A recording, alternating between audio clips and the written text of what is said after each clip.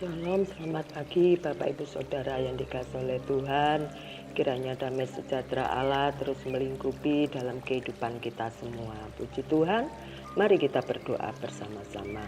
Terima kasih Tuhan, puji syukur kami naikkan kepadamu pada pagi hari ini Tuhan, di mana Engkau sudah membangunkan dalam peristirahatan kami, menjaga, melindungi, bahkan Engkau memberkati setiap hari dalam kehidupan kami. Terima kasih, kami mau merenungkan firman-Mu, supaya kehidupan kami makin hari makin berkenan di hadapan Tuhan, makin hari makin indah di hadapan-Mu Bapa. Terima kasih, di dalam nama Tuhan Yesus kami sudah berdoa pada hari ini. Haleluya, amin. Puji Tuhan. Bapak Ibu Saudara yang dikasihi oleh Tuhan, kalau kita ada di tengah-tengah di mana kita beraktivitas, di pekerjaan, di rumah, ataupun di mana saja kita berada, lalu kehadiran kita ini tidak diperhitungkan, kehadiran kita ini kurang diterima, tentunya kita menjadi sedih. Tentunya kita juga akan mungkin perlahan-lahan menarik diri kita dari komunitas di mana kita berada. Tetapi pada pagi hari ini, Bapak Ibu Saudara yang dikasihi oleh Tuhan, kita melihat satu tokoh di dalam kitab Hakim-Hakim 11. Hakim-Hakim 11 dari ayat 1 sampai 11, saya akan membaca di dalam ayat yang ke-7, demikian firman Tuhan. Tetapi kata Yefta kepada para tua-tua Gilead itu, bukankah kamu sendiri membenci aku dan mengusir aku dari keluargaku? Mengapa kamu datang sekarang kepadaku pada waktu kamu terdesak? Puji Tuhan. Pada pagi hari ini kita belajar dari Yefta dalam kehidupannya, dan kita bersama-sama melihat apa yang Yefta lakukan terhadap orang-orang yang sudah tidak peduli lagi dalam kehidupannya. Dan pada pagi hari ini saya akan memberikan judul yaitu tertolak dan menjadi berkat. Puji Tuhan Bapak Ibu Saudara yang dikasihi oleh Tuhan. Sosok Yefta adalah orang Gilead. Dia adalah seorang panglima yang gagah perkasa. Tetapi ia anak seorang perempuan Sundal. Ayah Yefta ialah Gilead. Nah, Bapak Gilead ini mempunyai istri lagi dan melahirkan anak laki-laki bagi Bapak Gilead. Setelah besar anak-anak dari istrinya ini, maka mereka mengusir Yefta. Katanya kepada Yefta, engkau tidak mendapat milik pusaka dalam keluarga kami sebab engkau anak dari perempuan lain. Ya. Maka larilah Yefta dari saudara-saudaranya itu dan diam di tanah Top. Di sana berkumpullah kepadanya petualang-petualangan yang pergi merampok bersama-sama dengan Yefta juga. Bapak Ibu Saudara yang dikasihi oleh Tuhan, dari bacaan firman Tuhan kita tahu ternyata Yefta ini anak dari seorang yang tidak baik. Maksud saya seorang Sundal ibunya, ya.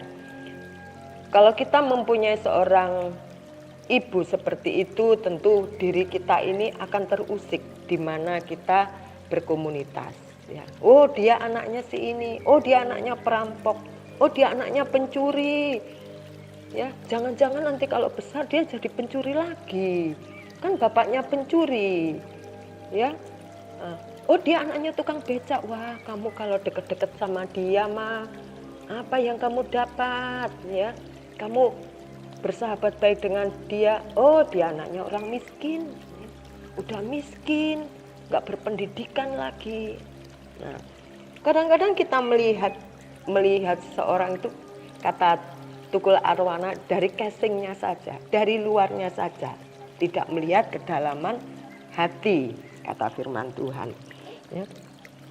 Bapak Ibu Saudara yang dikasihi oleh Tuhan, pada saat Yefta mendapat perlakuan seperti itu, ya, oleh saudara-saudaranya, mereka mengusir Yefta, maka Yefta juga melarikan diri. Dia merasa tidak diterima di keluarga ini. Dia merasa tertolak. Kehadirannya tidak diperhitungkan lagi seperti kakak-kakak dari istri kedua Bapak Gilead. Akhirnya dia ketemu suatu geng, yaitu geng perampok. Maka dia hidup bersama-sama dengan para petualangan itu, yaitu berbuat yang tidak baik. Tetapi beberapa waktu kemudian Bani Amon, nah Bani Amon itu adalah keturunan dari Lot. Lot keponakannya Bapak Abraham mempunyai 2 putra. Salah satunya ini adalah Bani Amon. Berperang melawan orang Israel. Dan ketika Bani Amon berperang melawan orang Israel merasa ketakutan. Lalu para tua-tua Gilead ini ingat, Mas, kita coba mendatangi Yefta, siapa tahu Yefta bisa menolong kita, siapa tahu Yefta bisa membantu kita untuk melawan Bani Amon. Maka pergilah para tua-tua Gilead menjemput Yefta dari tanah Tob. Ayat yang ke-7 bilang begini, tetapi kata Yefta kepada mereka, para tua-tua Gilead itu, seperti tadi saya baca di awal, bukankah kamu sendiri membenci aku dan mengusir aku dari keluargaku? Ya. Kenapa sekarang kamu datang? Bahasa sehari-harinya. Kan kamu dulu ya nggak suka dengan aku. Ya. Kamu dulu membenci aku, kamu dulu mengusir aku. Sekarang kamu datang lagi kepadaku.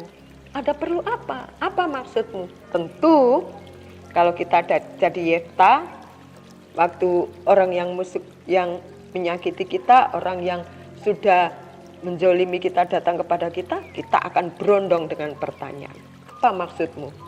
Kenapa kamu sekarang datang kepadaku? Nah ya, tetapi ternyata di sini dikatakan, kata Yefta kepada para tua-tua Gilead, jadi jika kamu membawa aku kembali untuk berperang melawan Bani Amon dan Tuhan menyerahkan mereka kepadaku, maka akulah yang menjadi kepala atas kamu. Ya. Dari pengalaman kehidupan Yefta yang begitu keras, Yefta ternyata mempunyai hati yang lembut juga. Ya, Bapak Ibu Saudara yang dikasihi Tuhan, Yefta ternyata tidak ada dendam dalam dirinya, meskipun dulu dia juga diperlakukan tidak baik oleh para tua-tua Gilead. Dia tidak ada kebencian, meskipun dulu dia dibenci sampai segitunya, sampai diusir dari keluarganya. Dia tidak dendam. Dia tidak punya rasa kebencian. Dia hanya bertanya, kan kamu dulu yang membenci aku, kan kamu dulu ya yang berbuat tidak baik. Sekarang kamu mau apa? Dia bicara baik-baik. Waktu orang-orang Israel ini datang minta tolong kepada Yefta, apakah Yefta tidak menolong? Yefta menolong, Yefta bersedia melawan Bani Amon. Di dalam Hakim-Hakim 12 ayat ke-7, di situ dikatakan bahwa Yefta memerintah sebagai hakim atas orang Israel 6 tahun lamanya. Pada pagi hari ini saya merasa terberkati dengan firman Tuhan yang mengisahkan tentang Yefta. Saya masih ingat waktu adik saya berkata kepada emak dan bapak saya. Berkata begini, Bapak Ibu, kenapa aku dilahirkan di keluarga ini? Wah, seperti disengat listrik emak dan bapak saya, hanya terdiam. Maksudnya, adik saya, kenapa aku ini dilahirkan di keluarga yang miskin, ya, dengan bapak seorang tukang becak, dengan pendidikan yang cuma SD.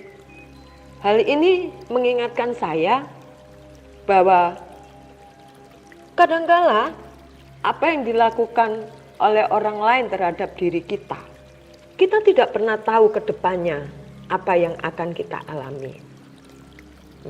Jangan sampai karena perlakuan yang tidak baik, kita tertolak, kita tidak diterima, lalu kita merasa dendam, kita merasa benci, dendamnya sampai diubun-ubun.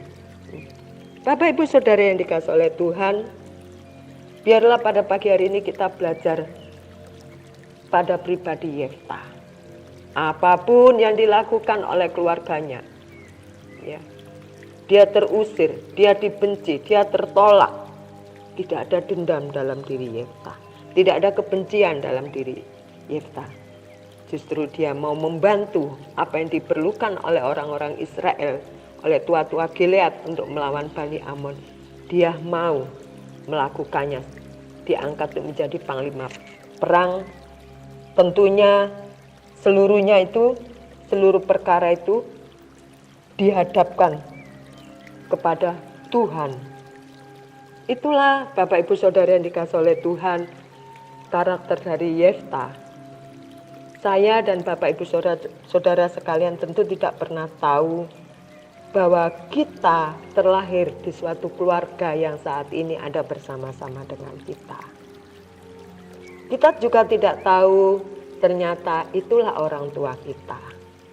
Kita juga tidak pernah tahu dan menyangka bahwa kita terlahir di suku seperti yang sekarang terjadi pada Bapak Ibu Saudara sekalian, menjadi warga negara bangsa Indonesia. Kita tidak pernah tahu itu. Kalau kita memilih tentunya kita mau lahir di istana. Ya.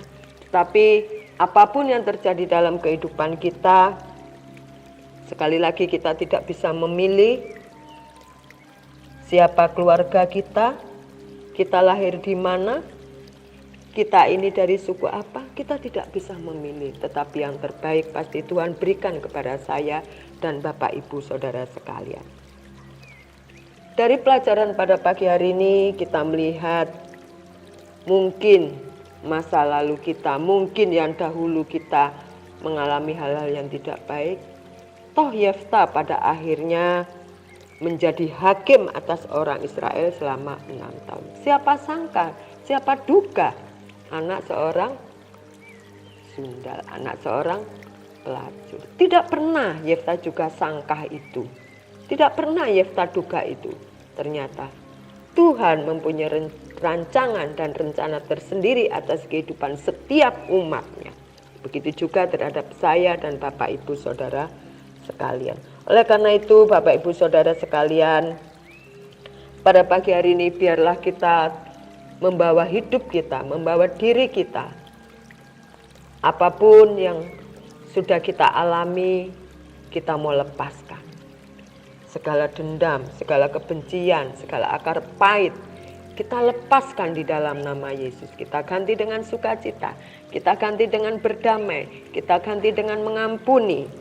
Supaya kita melihat hari-hari kita penuh sukacita bersama-sama dia. Hari-hari kita penuh gelak tawa. Karena pada saat kita melepaskan semua sampah-sampah yang ada di dalam hati kita, Tuhan akan ganti air yang baru, roh yang baru dalam diri saya dan Bapak Ibu Saudara sekalian. Puji Tuhan, pada pagi hari ini biarlah kita melihat rancangan Tuhan indah dalam kehidupan saya dan Bapak Ibu Saudara sekalian. Puji Tuhan, mari kita berdoa. Terima kasih Tuhan, terima kasih pada pagi hari ini kami diingatkan kembali Bapak. Apa yang dahulu kami alami yang tidak baik, yang tidak enak Tuhan, tetapi kami percaya semua itu Tuhan membentuk kehidupan kami, membentuk karakter kami menjadi pribadi yang indah Tuhan. Terima kasih.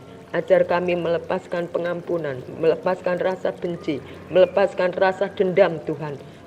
Supaya hidup kami penuh sukacita, damai sejahtera. Kami rasakan yang daripada Engkau Bapa. Terima kasih Tuhan. Di dalam nama Tuhan Yesus kami sudah berdoa dan mengucap syukur pada pagi hari ini. Haleluya. Amin. Selamat pagi, selamat beraktivitas Bapak Ibu Saudara sekalian. Tuhan Yesus memberkati kita. Amin.